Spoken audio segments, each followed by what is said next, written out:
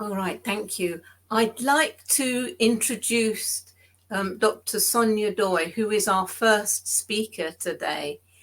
She is president of 3 organizations, and these include the Spiritist Medical Association of United States, the International Spiritist Medical Association, and Allan Kardec Spiritist Society of Maryland.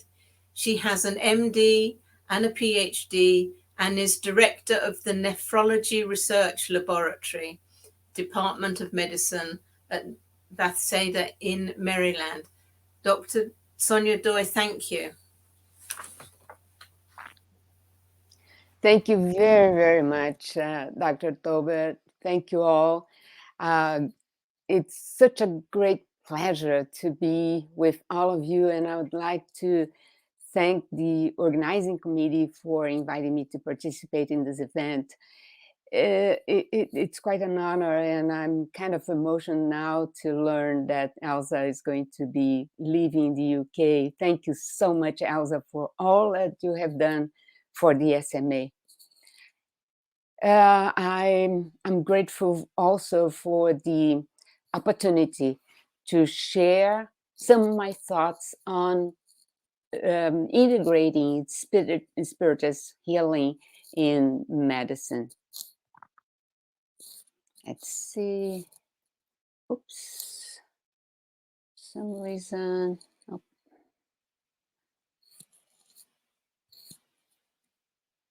Let's see if I can get this to work.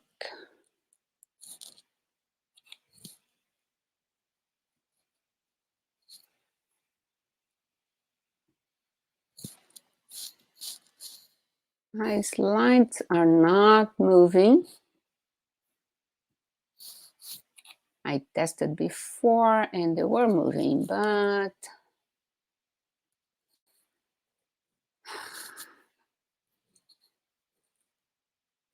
Leandro, can you please help? Yeah, I'm going to remove it and we'll bring it back in, okay? Just for a moment. Let's see if that helps. Okay, thank you. Okay. Yeah, technical problems happen, so please bear with us for a minute. Try again, please. I think I have to put in the presentation mode, right?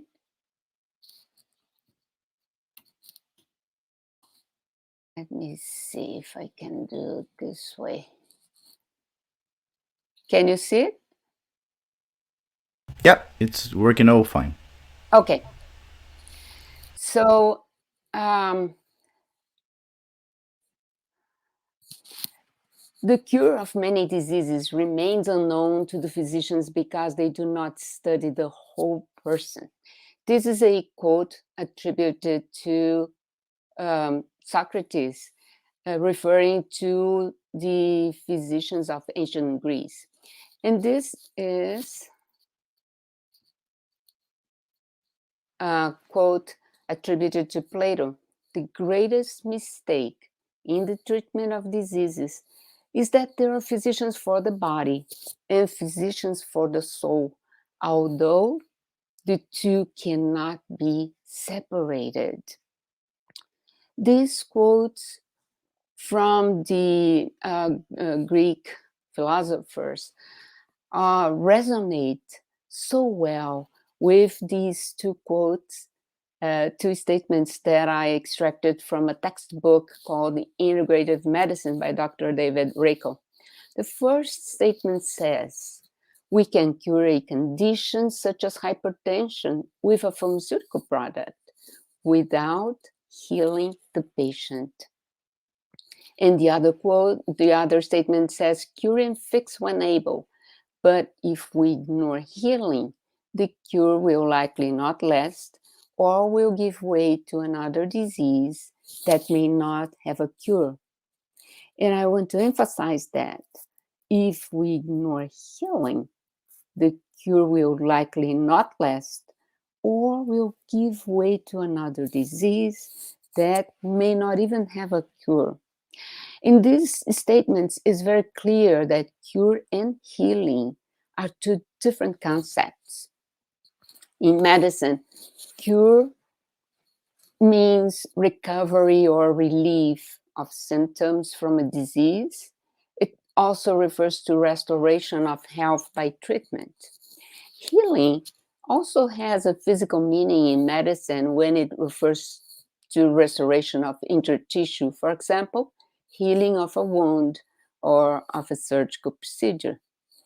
But healing has also a holistic meaning when it refers to achieving complete wellness, achieving integral health, to restore to the wholeness, which means caring for the whole person.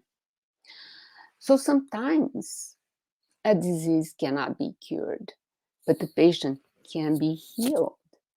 And Dr. Puhalski, in a paper published in 2019, stated healing may occur by finding meaning, hope, or a sense of coherence in the midst of illness. In the past decades, there's been considerable advances in technology and scientific research that led to increasing longevity, improved in diagnosis, new treatment options. But patients, especially those with cancer, serious chronic diseases, debilitating stages of aging, face many challenges that technology alone is unable to solve. These patients undergo a multidimensional level of suffering. In 1964, Dr. Cecil Saunders introduced the concept of total pain to describe the whole overwhelming experience of a dying person. Cecily Saunders was a nurse, then she got a degree in social work, and later she got a degree in medicine, and she dedicated her life to dying patients. She's considered the founder of modern hospice, and her concept of total pain includes not only the physical pain, but also emotional pain. As the patients lose hope, feel depressed, feel anxious, also includes social pain. These patients sometimes feel so isolated. In hospices, they feel abandoned by their families, even by their doctors. They are disconnected from their social groups. And also includes spiritual pain. When these patients are facing death, they fear the unknown. And then they have many questions. Why me? Why God is allowing this to happen to me? So as you see, it's a complex state of suffering. And this requires professionals with different expertise, but most of all, they need a care with compassion. Compassion comes from Latin, com meaning with, and pati meaning suffer, suffering with. And many times compassion and empathy are used as synonyms. However, compassion is empathy, which means understanding another person's emotional distress or misfortune, but it requires action to help the patient, to alleviate suffering. So compassion is empathy with action to help the patient. Compassion is the basis for what's known now as compassionate care, which is mostly used in palliative care. Dr. Christina Puhalski once in one of her talks said, why do we need to wait until we are in palliative care to be treated this way? with such a care, right? We all should deserve this way before we are under palliative care. So compassionate care, as I said, requires professionals with different expertise, and it has shown to increase dignity, to increase hope, to give patients a sense of control over their health. It also provides spiritual support, which is so important, to both the patients and their families according to their faith, according to what they believe. Faith is such a powerful tool in healing. In passages that describe the miracles of Jesus, Jesus used to say, "Your faith has healed you." And we all know that Jesus had the supreme healing powers. But it is likely that when he said, "Your faith has healed you," he wanted us to learn how important is our faith in this healing process. Dr. Herbert Benson, a famous cardiologist of the Harvard Medical School, who was also a pioneer of mind-body medicine, in this book, Timeless Healing, at the end of the book, he has this statement: "I'm astonished that my scientific studies have so conclusively shown that our bodies are wired to believe, that our bodies are nourished and healed by prayer and other exercises of belief." His conclusion suggests so powerfully that that spirituality and faith are intrinsically built in our biological system. So far, we gave you some concepts on the healing process. We talked about compassionate care, spiritual healing.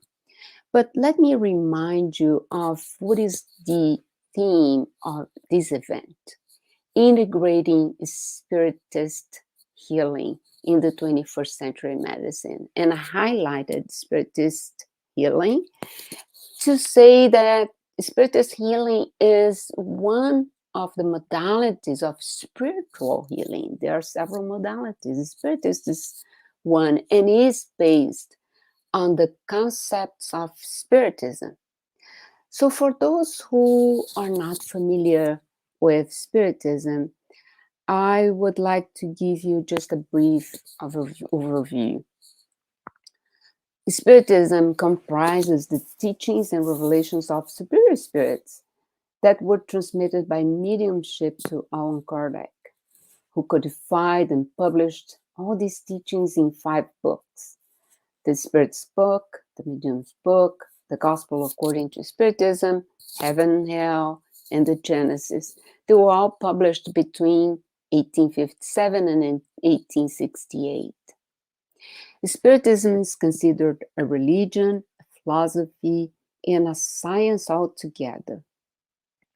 Allan Kardec's the pen name of the French educator, Professor Hippolyte Léon Denisard Rivaillon, and he defined Spiritism as a science that studies the nature, origin, and destiny of spirits, as well as the relations of spirits with the corporeal world. He also said, Spiritism materializes what Jesus said of the promised consoler by bringing knowledge that allows mankind to know from where it comes to where it's going and why it's on earth, reminding humanity of the true principles of God's law and offering consolation through faith and hope. In Spiritism, there is no room for prejudice or discrimination of any kind. Spiritism respects all religions and doctrines, values all efforts towards the practice of goodness, works towards peace and fellowship between all nations and all peoples, regardless of race, of color, nationality, creed, cultural, or social standing.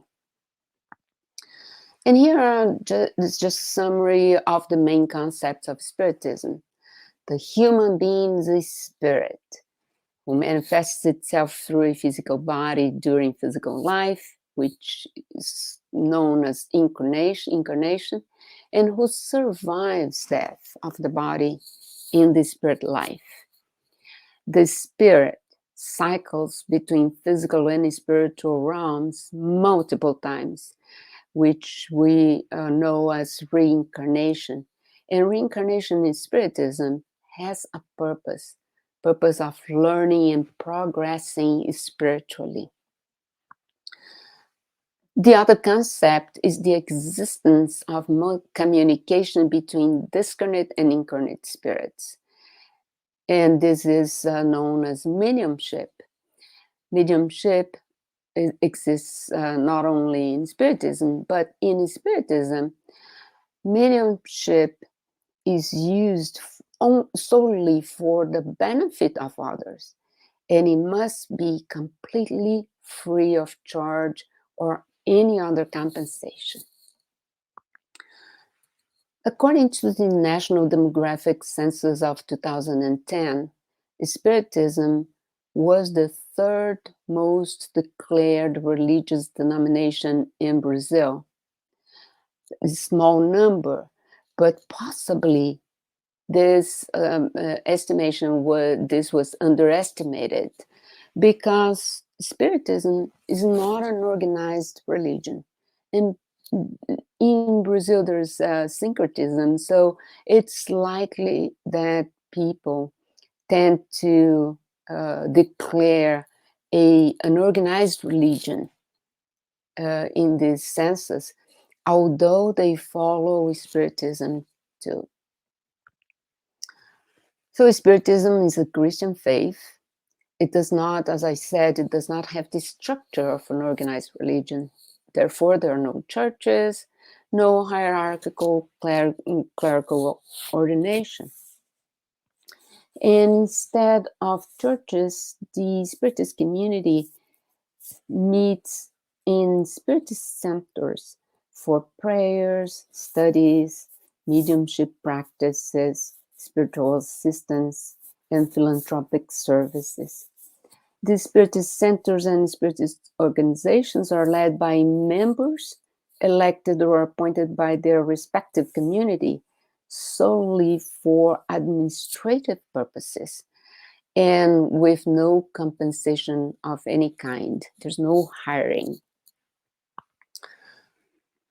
So let's talk a little bit about Spiritist healing. Spiritist healing is mostly provided within the Spiritist centers, and by no means is restricted to just one type of practice. But Spiritist healing includes at least 4 components. The first is a study of Spiritism that provides the understanding of the divine laws, aiming to build a solid faith and to promote inner transformation.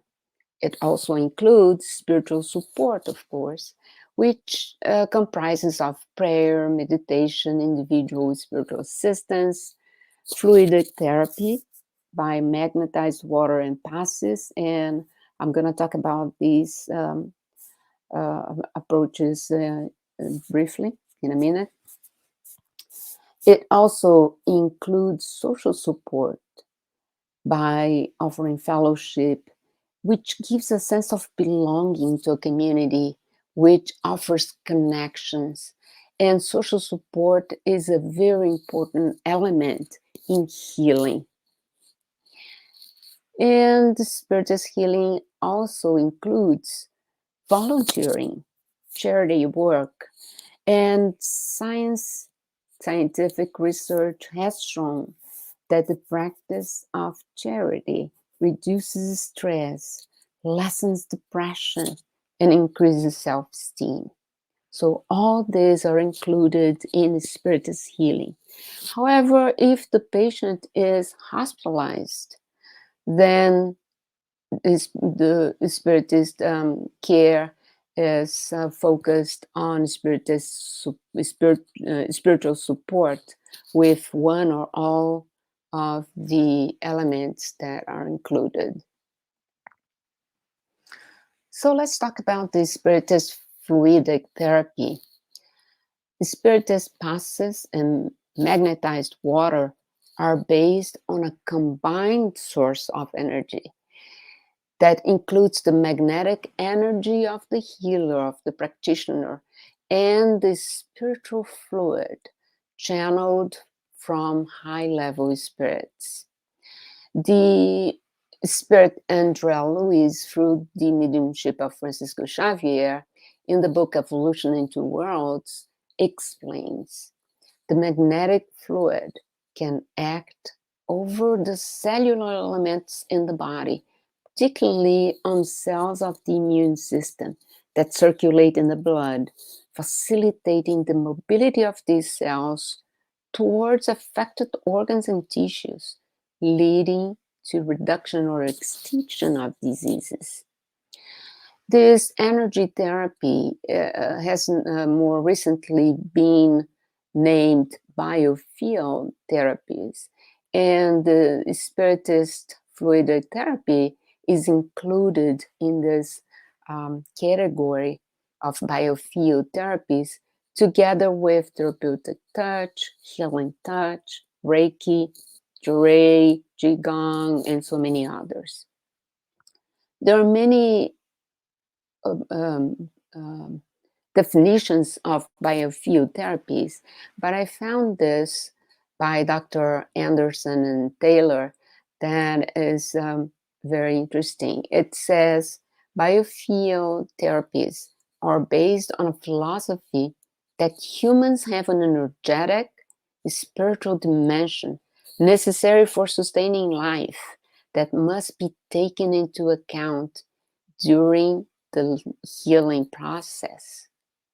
For us Spiritists, we understand this spiritual dimension necessary for sustaining life as the soul and the spirit body or perispirit.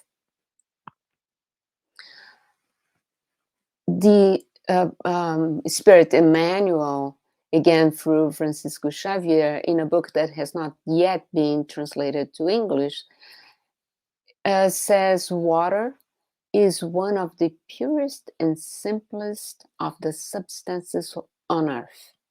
It is like a pure base in which the medication, meaning the fluids from heaven, may be imprinted.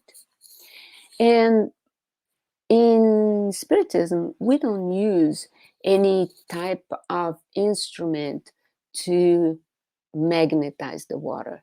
This is done by practitioners of praying with healing intention over a vessel containing water. Unfortunately, I could not find any scientific paper showing the effects of the Spiritist magnetized water, but I found this paper which used healing touch and Reiki, which are similar to passes, showing the evidence of changes in chemical properties of water when these practitioners were asked to pray or meditate with healing intentions, targeting the water. But they were not in the same place where the water was. They were in distant places, and some of them were even out of the country. This was done in Portugal. And it was very interesting because in this paper they show several experiments showing the chemical changes in chemical properties of the water just by intention. Now, some scientists have treated water with electromagnetic radiation. And very interestingly, they demonstrated that the water changes in structure. So the molecules of water, after being treated with electromagnetic radiation, start to bind to one another, forming clusters in different formats. And that reminds me of the experiments by Dr. Emoto showing formation of different crystals by prayer. The magnetized water produced with this electromagnetic radiation was also tested in animals, and a group of scientists treated rats with diabetic kidney disease and for 4 weeks, and showed a marked improvement of the kidney disease. So we now have some demonstration that this water really changes chemically and structurally. Passe is the Brazilian name for the hands-on healing technique used in Spiritism. The Spirit André Luiz, in the book In the Domains of Mediumship, explains passes are a transfusion of energy, altering the cellular field of the receiver. So passes, again, transmits the magnetic energy from the practitioner with healing intention, combined with energy channeled by benefactor spirits, as I said before. The practice of Spiritist passes is not limited to technical training. It's not just the technicality. It requires deep knowledge of Spiritism. It requires ethical conduct and commitment to offer this service completely free of charge. The beneficial effects of passes have been shown by several scientific research by our Brazilian researchers, that in different conditions, different clinical conditions, even in preterm newborns and also in vitro and bacterial cultures, the effects on preterm newborns and bacterial cultures demonstrates that the effect of passes is independent from the participation of the receiver, because many people could think that is the faith, strong faith of the receiver that acted on the effect. Of course, the faith is an important element, but even without that, the scientific work shows that there is an effect of this energy. Spiritual assistance in healthcare. So, and this is based on my observations and my knowledge here in the United States. Spiritual assistance here is provided by professional chaplains. And a professional chaplain is defined as a member of the clergy or a layperson from a religious and spiritual group who is dedicated or commissioned by a faith organization or group to deliver spiritual care in an organization or institution such as hospital, hospice, or prison or other settings. In the US, the majority of the professional hospital chaplains are from the Christian Judeo faith. And I believe that's also the same in Brazil. Here in the US, there are several organizations that provide both training and credential for professional chaplains. And most recently, there's been a movement to integrate chaplains and medical professionals to work together and provide spiritual care in hospitals. And for that purpose, there's been training programs that put together medical professionals such as physicians, nurses, psychologists, etc., and all of the medical professionals work together with chaplains so that each one can contribute with their expertise, aiming to provide a more comprehensive and effective and meaningful spiritual care. So one such training program is offered by the George Washington Institute of Spirituality and Health, chaired by Dr. Christina Puhalski. Now, Spiritist assistance in healthcare is different from other organized religions because in Spiritism, there's no formal training for chaplains. There are no chaplains in Spiritism. So the Spiritist assistance is offered by volunteers that care for patients in hospitals on demand. And this is offered in some Brazilian hospitals that have chaplaincy programs. And it's based on an individual initiative, not a class initiative. So it's not it's in whole organizations, Spiritist organizations, but is based on individuals. So in Brazil, there's also some Spiritist hospitals, Spiritist-oriented hospitals that offer conventional medical treatment integrated with complementary spiritual therapy. And this is again provided by volunteer spiritists. The Spiritist assistance, as other spiritual assistance, has proven to give hope, to encourage resignation, strengthen faith, console, promote inner peace, pray or meditate together with the patient, offer passes and magnetized water if the patient asks or accepts, and if it's permitted in the hospital. Dr. Anáfolas and colleagues in Brazil published a 5-year experience of volunteers, Spiritist volunteers that provided spiritual care in one of the hospitals.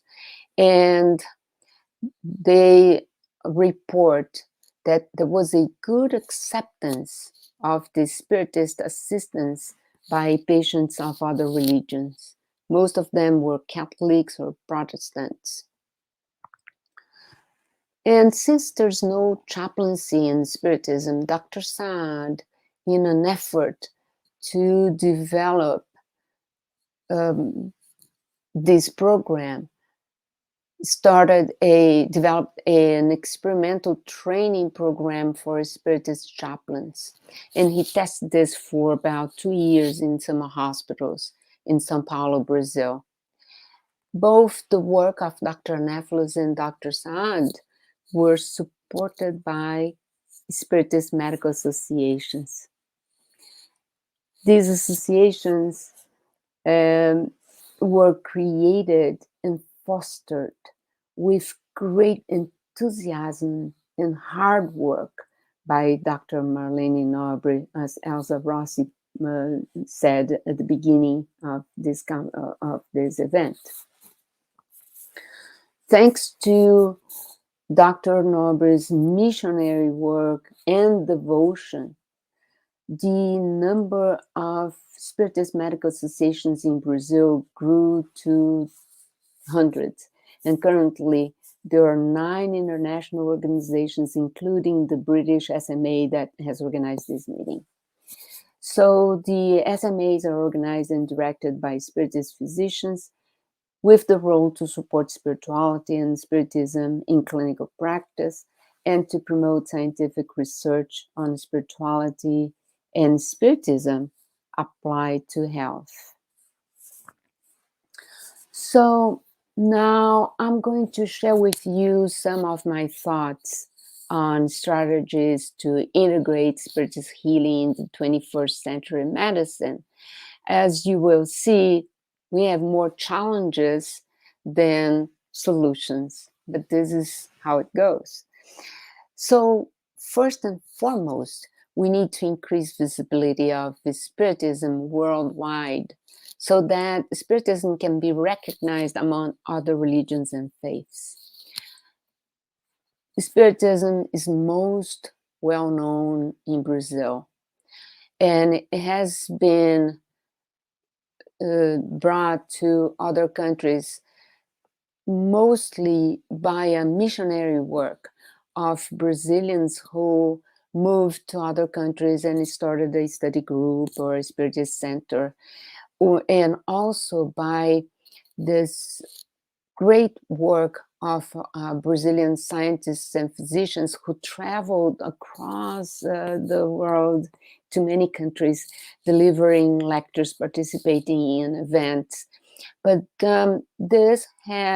it's a slow movement because the knowledge is given to a group, is restricted to people who attend that meeting. Now we need to widen this reach, and we have learned to utilize virtual tools, which has been used as in this event, and this has a much wider reach. But there's one challenge that we are still trying to manage, which is to get the announcement, the advertising of this event in healthcare settings and schools. This has been a hard process that we still have to learn how to get across. There's also a need to widen the acceptance of Spiritist healing practitioners in healthcare settings. There's been a contribution of publications, research work on effects of Spiritist healing on health, and especially in international journals that reach people working in healthcare in an international level. But this has been very well done by our Brazilian researchers and doctors. However, they have been getting through some difficulty in obtaining funds to perform research on Spiritism. They have actually worked out an adequate methodology, which was a problem in order to publish research on spirituality and Spiritism. Dr. Lucchetti and his group has published a paper on methodology. And also to a difficulty in partnering with clinicians to conduct research on Spiritist practices.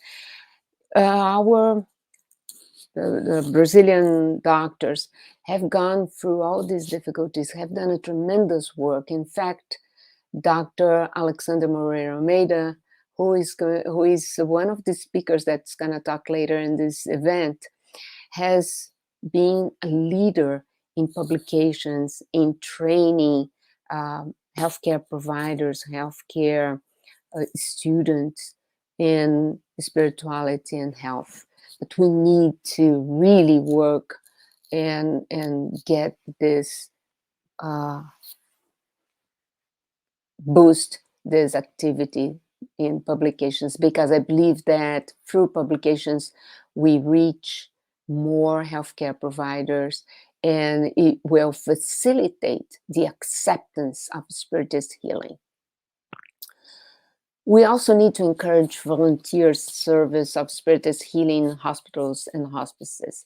As I told you before, this has been done already in Brazil, but I believe that in other countries it's been very difficult to get through. Here in the US, there is a need for credentials, for training, formal training, and Spiritism is not yet recognized as a faith in most places outside of Brazil. And we do not have specific training and credentials for professional chaplaincy. So that makes it more difficult to provide any Spiritist healing in hospitals and hospices, at least here. I don't know in UK, I don't know in other countries how the regulations are. So in order to work and go forward with the idea of integrating Spiritist healing in hospitals, we may need to follow the initiative of Brazilian SMAs in developing a formal training for Spiritists to provide spiritual care in hospital settings. This has been done individually, but we need also to seek a way to integrate in interprofessional spiritual care teams. So the challenge is that each place has its own rules and regulations. Therefore, it's necessary to develop programs that create ethical and technical standards that can be adjusted to each place. We need to learn about the rules and regulations and try to set up programs. Which organizations are going to do that?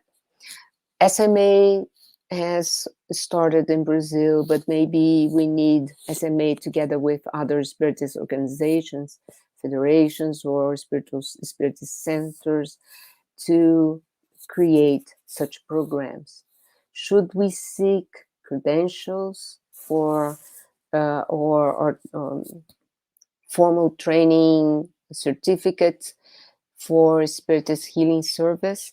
This is going to be a challenge too, because Spiritism does not have never had credentials for its practitioners. So it's something that we have to think about. So far, we have almost completed the first quarter of the 21st century, but we still have 3 quarters to go. And I truly believe that we all can work together, each contributing with their talent, their expertise, and together we can work towards the integration of Spiritist healing way before the end of the 21st century medicine. Thank you.